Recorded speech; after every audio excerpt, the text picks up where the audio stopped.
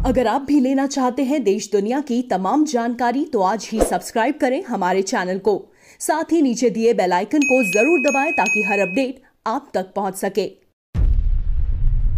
नमस्कार, प्रभा साक्षी के खास कार्यक्रम जागो नागरिक जागो में आप सभी का स्वागत है। मैं आपके साथ Archana Dwivedi. Tax collected at source यानी TCS 1 अक्टूबर 2020 से पूरे देश में लागू हो गया है। वास्तव में ये एक विक्रेता द्वारा दिया जाने वाला टैक्स है जो वो खरीदार से एकत्र करता है। आपको पता होना चाहिए कि विभिन्न श्रेणियों के तहत निर्दिष्ट वस्तुओं के लिए TCS की दर अलग है। ये बात आयकर अधिनियम 1961 की धारा 206C में उल्लिखित है, जो उन वस्तुओं की श्रेणियों को निर्दिष्ट करती है जिन पर विक्रेता को क्रेताओं से कर एकत्र करना होता है।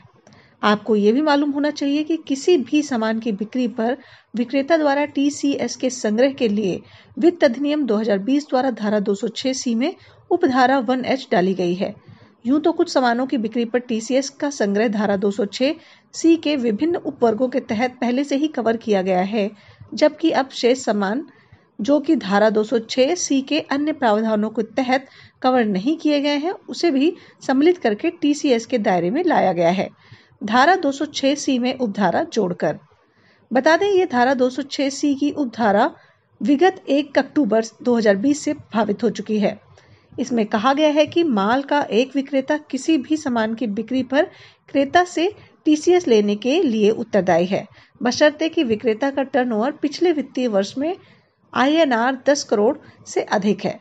यदि किसी वित्तीय वर्ष में माल का मूल्य सकल मूल्य 50 लाख से अधिक है तो एकत्र किया जाने वाला TCS कुल बिक्री मूल्य AKH 50 लाख पर एकत्रित किया जाएगा।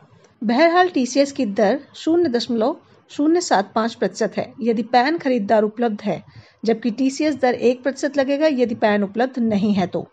TCS के प्रावधानों के अनुपालन के लिए टीम तैयार हो चुकी है, जो सबसे पहले ये जांच करेगी या विक्रेता जांच करेगा कि क्या यह प्रावधान उस पर लागू है। इसके लिए कुंजी वित्तीय वर्ष की तत्काल पूर्ववर्ती वर्ष की बिक्री, सकल प्राप्ति टर्नओवर यानी वित्त वर्ष 2019-20 की बिक्री, वित्त वर्ष 2020-21 में प्रायोज्यता के लिए जांच की जानी है। साथ ही उन ग्राहकों की पहचान करने के लिए जिनसे माल की बिक्री के लिए प्राप्तियां वर्ष के दौरान 50 लाख से अधिक हैं। इसके लिए ग्राहकों ने पहले से ही सीमा या संभावित ग्राहक को भंग कर दिया है जो सीमा पार कर सकते हैं। वहीं इकाई TCS को चार्ज करने के लिए चालान में एक विशिष्ट लाइन आइटम सम्मिलित कर सकती है या TCS को डेबिट नोट के माध्यम से चार्ज कर सकती है। इसके अलावा ये सुनिश्चित करना होगा कि चालान या डेबिट नोट प्रारूप GST के अनुरूप है। वहीं खरीदार को TCS प्रावधानों का लाभ उठाने के लिए अग्रिम रूप से सूचित किया जाएगा और उसे TCS के लिए भुगतान करने की बाध्यता होगी। वहीं ग्राहक से TCS प्राप्य और सरकार से देय TCS के लिए खाते की पुस्तकों में एक अलग खाता बही खाता खोलें। एक अलग खाता बही खाता रिपोर्टिंग और सुलह में मदद करेगा। इसके अलावा TCS जमा करने, बयान दर्ज करने और खरीदार को प्रमाण पत्र जारी करने जैसे अनुपालन के लिए चेक सूची और प्रक्रिया निर्धारित करें। TCS के अनुपालन की बाध्यता यह है कि TAN नंबर, सेलर को टैक्स डिडक्शन और कलेक्शन अकाउंट नंबर TAN होना चाहिए। यदि विक्रेता संस्था ने पहले ही स्रोतों पर कर कटौती TDS के लिए TAN प्राप्त कर लिया है तो एक नया नंबर प्राप्त करने की आवश्यकता नहीं है। यहाँ पर कर एकत्र करने का तात्पर्य बिक्री विचार की प्राप्ति के समय एकत्र किया जाने वाला कर है। इसके तहत सरकार के पास जमा राशि भेजना पड़ता है। इसके तहत 1 महीने के दौरान एकत्र किए गए कर को अगले महीने के 7 दिनों के भीतर जमा करने की आवश्यकता होती है। यहाँ पर ध्यान देने वाली बात यह है कि मार्च के महीने में एकत्र किए गए कर के जमा के लिए कोई अपवाद या विस्तारित समय नहीं है।